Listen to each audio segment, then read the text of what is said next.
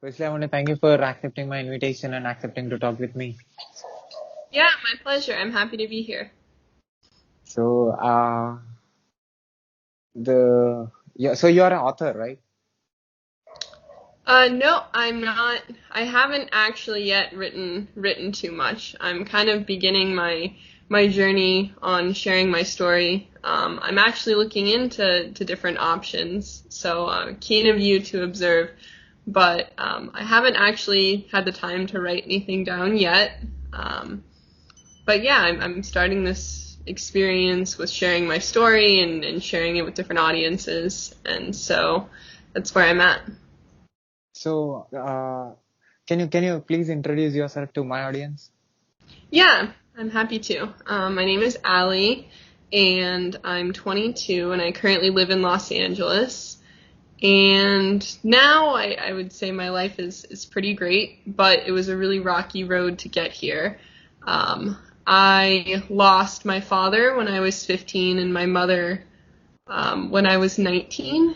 And so that was really difficult for me, in addition to having to get emancipated when I was 15, which is basically a word that they use in the U.S. court system to say that you are a child without a legal guardian. So you become an adult before you're 18 in the legal sense. And so I had a lot that I went through when I was younger and throughout that period of time to be able to get to where I am today and to be able to do normal things like go to college and things like that. So my story is really one of overcoming hardships during my childhood. So, what do you do? So for work, I actually work in finance at a utility scale solar developer. So the solar farms that you see that are like hundreds of acres, the company that I work at works on developing those, and I work in kind of the finance and technology branch of that. So unrelated to my story, but a huge part of who I am was that I did start this job when I was 15 years old, or start working at this company when I was 15 years old rather. And I attribute it to getting me through a lot of the things that I was able to get through is by having something that I was passionate about and that I was able to feel hope in, was working at this company. So, you're working since 7 to 8 years, and you are into finance for since 7 to 8 years. Yes, I've been working there for 7 years now. So, it is about calculations and about money. Yeah, there's a lot to it, and I can't really even claim to be an expert at this point. But yeah, and in addition, I'm a math major at UCLA, so it's in line with what I like to do. I enjoy working with numbers and kind of working in, I guess you could call it the STEM fields. That's where I find I'm I enjoy the most. I like thinking that way and like challenging myself in that way, and so it's in line with that. So, what made you to come into this? Um, I kind of fell into it. So when I was 15 and I really needed to get emancipated because my parents weren't able to be around and take care of me, the CEO at the time, I reached out to him, and him and his wife were so gracious, and they said, of course, start, here's an internship, and it'll provide you with some income. And I started interning in the engineering department, and I really enjoyed that a lot. Um, and it kind of has just snowballed from there. And so now I work in the kind of finance and technology area, which is really ideal and wonderful for me. I can't claim that I had some grand master plan and everything figured out. I had an idea of where I wanted to go, but it was a lot more about just doing the best I could with what I had available to me at the moment. So, what is unfortunate for story series? Um, so I, sorry, can you repeat that? I'm not sure I heard that right. Unfortunate series. So that is a tribute to one of my favorite books. It's my Instagram bio, An Unfortunate Series of Events. I'm not sure if you've read the books, but essentially it's a book series for children mostly about three Voltaire orphans, and they, there's evil Count Olaf, and long story short, I liked the name of it, and I liked the book series a lot, and so I put parentheses around the un, and in English literature at least, the parentheses mean that you can choose to look at it as being part of the word or not. So it's like you can look at things as a fortunate series of events, or you can look at them as an unfortunate series of events. And I liked the duality of it. I thought it was kind of clever and fun. Do you have plan to write a book? I do, yeah. I'm working on it.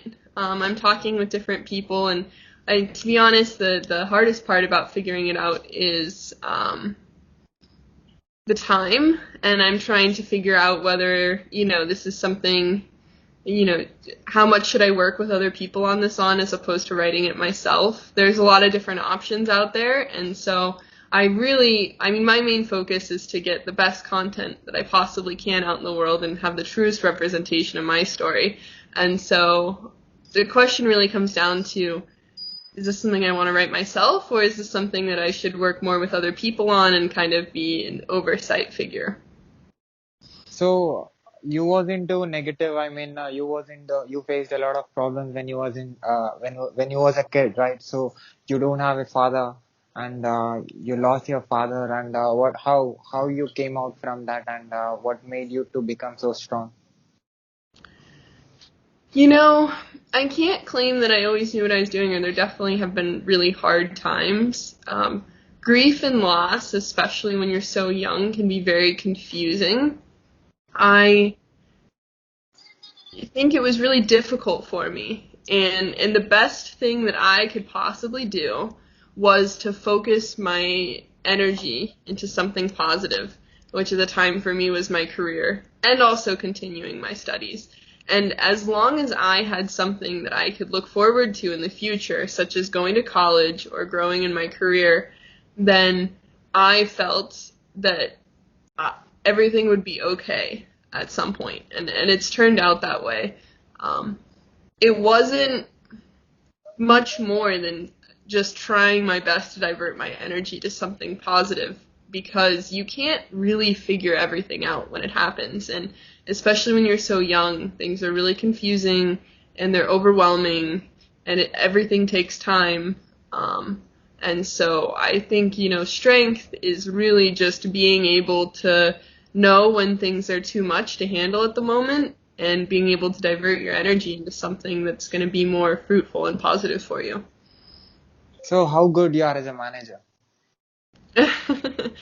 I would think I do a good job. I try to be empathetic when it comes to leading, and I try to be understanding of other people's situations, and I think it's a really delicate balance. I genuinely want the best for other people, and so I think when that's the case, it comes out in a really positive way.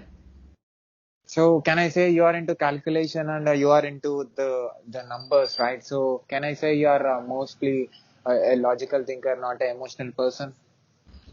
Yeah, I think I would probably fall underneath that category. I try to, I'm pretty analytical and logical when it comes to how I approach things. But not emotional. There's always a little bit of duality. I think that there's a spectrum, right, of like maybe more logical thinkers, more emotional thinkers, and that all of us have a little bit of it in us. And so I definitely am emotional at times, but when I first approach a problem, my instinct is to go at it from a logical point of view. So what do you want to do in your life? You are 23 now, and you have a lot of time to live on this planet. So what do you want to do? I love that question. I am not sure exactly what it looks like yet, but I'm attracted to the professional world, and I would be interested in being an executive in some capacity someday. Whether or not that opportunity presents itself remains to be seen. Like you said, I have a lot of time, but that would be my ideal. I would like to move in that direction. So what do you think that is working for you? What's working for me, I think, is genuinely being passionate about what I'm doing. I enjoy working, I really do. Not in the sense that I enjoy working because it brings me money or I enjoy working because it brings me success. I really do like what I'm doing, and I find joy every day in doing that, regardless of the outcome. And I think that that takes people really far, is just enjoying what they're doing and being able to be creative with it.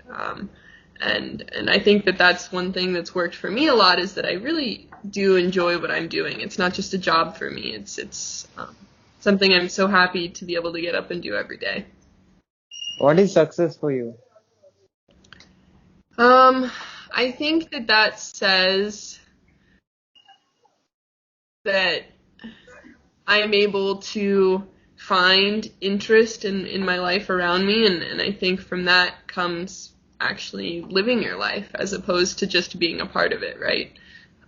It's not so fun to be, it's not so fun to just be a player in your life. You want to be the person that's like at the forefront of your life every day and living it. And I think that that's important and has been for me. So can you tell more about your profession? Sure. Yeah. So, I work in the renewable energy industry, and a large part of my job is actually just doing what needs to be done. And so you can kind of think of my team as internal consultants, if you will. We work on a lot of different projects, both from the engineering and the finance team. And so we get both parts of those. I get to use both parts of my brain in that sense, whether it be from a technical standpoint or from a financial standpoint. And so that's really challenging.